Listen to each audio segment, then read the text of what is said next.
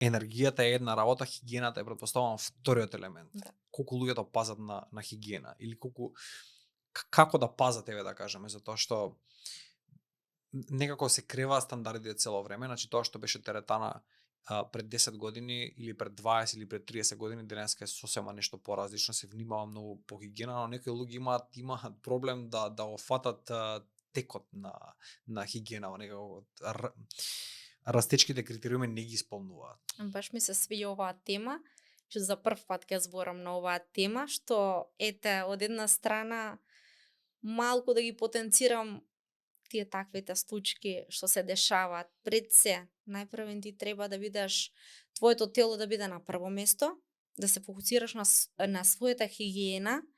Нормално, чиста мајчка идеш на тренинг, по чиста мајчка треба да се приметиш дали сега некој можеби колку и да внимава на хигиената, ете испушта непријатна миризба, но сепак за тоа постојат дезодоранси, постојат такви работи што на некој многу ќе му смета на тренингот. Пример на мене, јас колку и да сум фокусирана на тренингот, ако ми замириса, ете некој пак реагирам, тука вниманието ми го влече и не е тоа. Пред се идеш у теретана. Друга работа, има многу случаи што истата мајчка од претходниот ден не си испоти илстата ќе ја облече, тоа испушта непријатна миризба. Значи тука дефинитивно луѓето треба малку да се присоберат, да бидат пред се тие на прво место со хигиената.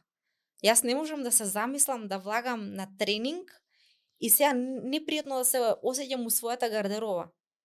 Тоа на прво место. Друго место треба да се како што идеш, што се поздравуваат еден со друг. Значи, непријатна миризба, немат хигиена, испотени, како и да идеш у теретана се потиш, тоа сосема нормално, но можеш да се присобераш малку повеќе и да внимаваш на тоа. Да, миризбата е еден елемент, Да. потењето е вториот елемент, претпоставувам. Посебно пред лето така, знаеш, сите се спремаат за лето, тогаш највеќе луѓето се потат, но сепак може да си земе мајчка плюс дезодоранс нешто да спречи таа непријатна миризба. Тоа ми е интересно што например невозможно е има справи кои што се наменети за кардиотренинзи во самата теретана, кои што целта на таа справа е да те испоти така, значи ти не можеш да останеш сув после трака, трчање пола саат или после точак или после орбитрек, се тие справи. И сега све околу нив има луѓе што екстремно стварно се потат, не е ни до нив, значи он не може да го спречи тоа. И сега во голем дел од теретаните да кажем има спрејче со крпче да поминеш после тоа да избришеш справата или околу неа. Во некои справи нема. Посебно условите во нашата сала во Магнус се на високо ниво. Значи не дека сум јас таму морам да пофалам дека со хигиената ете било кој да има дојдено кај нас во сала, значи број 1 сме со сигурност, со хигиена и со се останато. Туш кабини, значи се оформени со купки, дезодоранси, се буквално има фенови.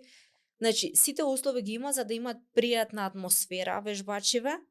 И пред се ако се примети сами од себе дека си мириса, ќе влезе, ќе се истушира, имаме и пешкир, имаме сите услови ги имаме за добра хигиена.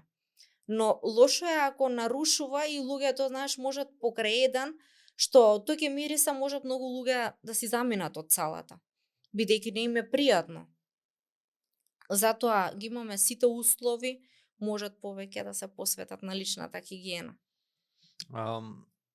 Сигурен сум дека ќе се достигне тоа ниво, уште сме малце далеку, затоа што еве луѓето нешто после работа да кажеме, цел ден поминал на работа, 8 сати во столче, каков и да си, што и да си, значи ако не одржуваш некоја хигиена, автоматски телото се замрисува. Не може тоа да биде изговор за да не внимава. Бидејќи ако ги имаш условите, не идеш у некоја теретана што нема кај да мавнеш туш или да имаш некоја таква опција, немат некои теретани гардероби.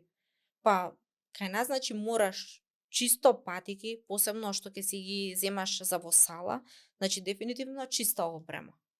Тоа пред се. Најпрвен ти самиот по себе да изгледаш за пример, па за останатите.